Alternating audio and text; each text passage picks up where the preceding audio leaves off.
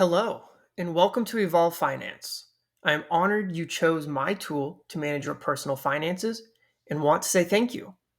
A quick disclaimer: the information provided in this document is for general informational purposes only.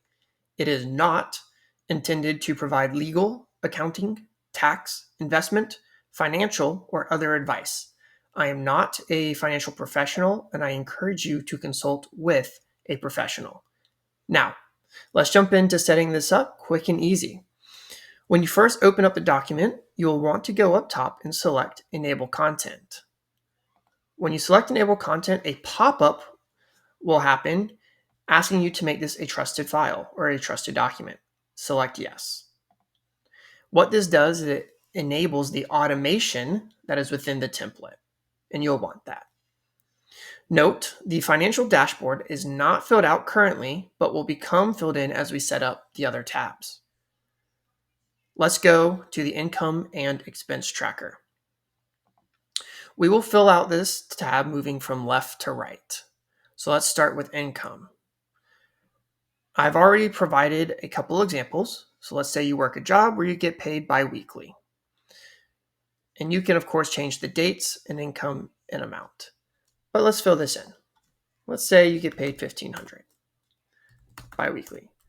However, let's say you also have a side hustle. We're just going to call it hustle. Let's say that makes $500. And you can add in as many as you want or take away. It's up to you. Now let's move over to the monthly expenses variable table. I have provided a few categories here, but this table is especially important because you need to think of categories that relate best to you. So let's fill in some additional common categories, and then we will select the category setup button. So say grocery, maybe dining, maybe health, maybe entertainment, and maybe kids. Now we'll select the category setup button. And you'll see where this sets up a little bit later. Now let's come over to our expense tracker. What's very important to note is that you will need to spell your categories you inputted here correctly into the table here. So let's fill out a few. And adding a note is optional. It's up to you. And as you can see, as we input amounts here, it will automatically be recorded over here and here.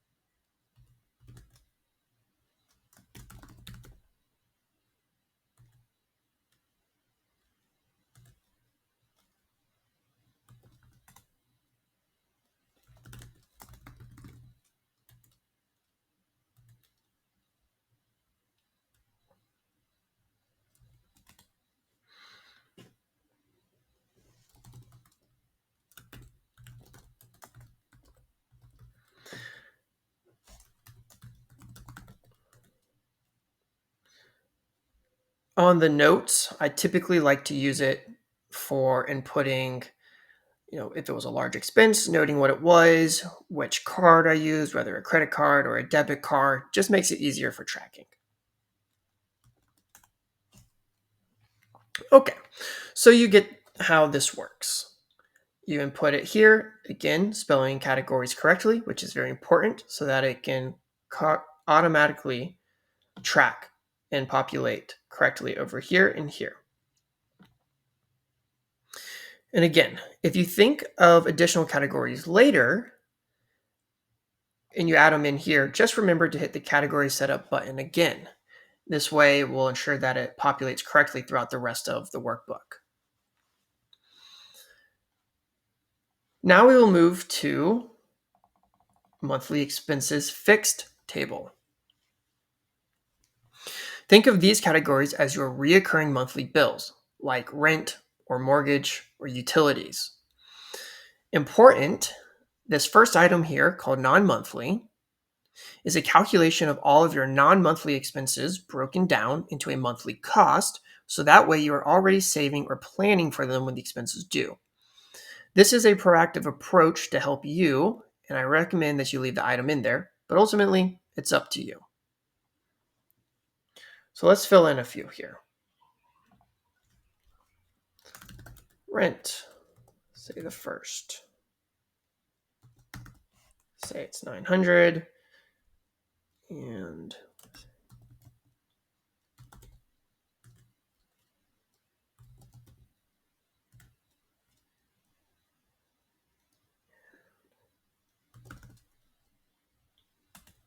let's say you have Netflix. Okay. And then it'll be important once you have your monthly expenses that are fixed inputted, you hit the monthly expense setup button. Now let's fill out our non-monthly expenses. And as we fill in this table, you'll see amounts populate over here. The non-monthly expenses, think of anything that occurs non-monthly. So for example, this could be a subscription renewal if you purchase a year at a time, or if you pay for insurance biannually.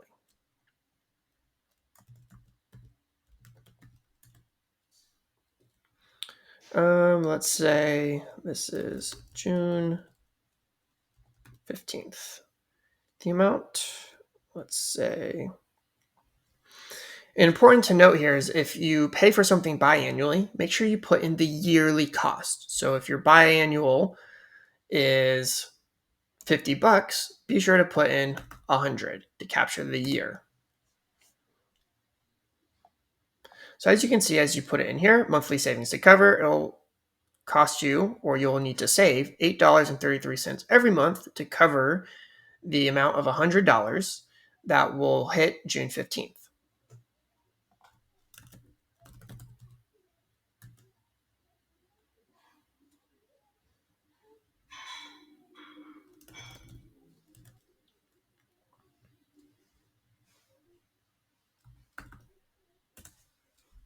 Okay, so as you will fill this out, your non-monthly total, your non-monthly savings to cover will update as is and will populate over here. You'll notice that these two are the same, and this box is just summing up your amount.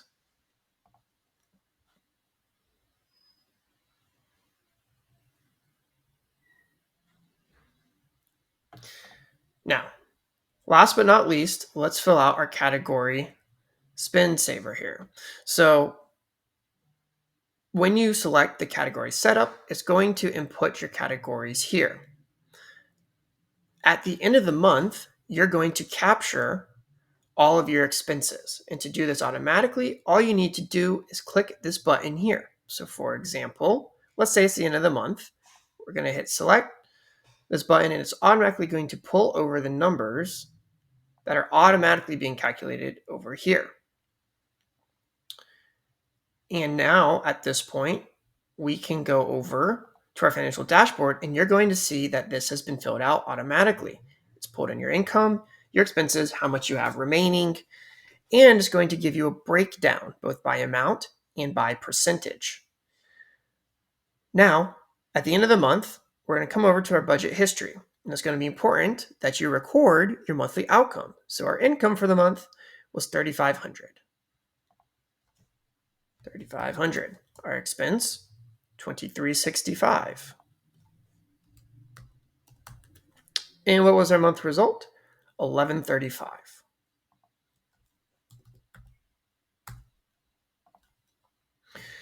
Now, the savings column here, the savings box here, and excess cash here are all manual, as well as the savings breakdown.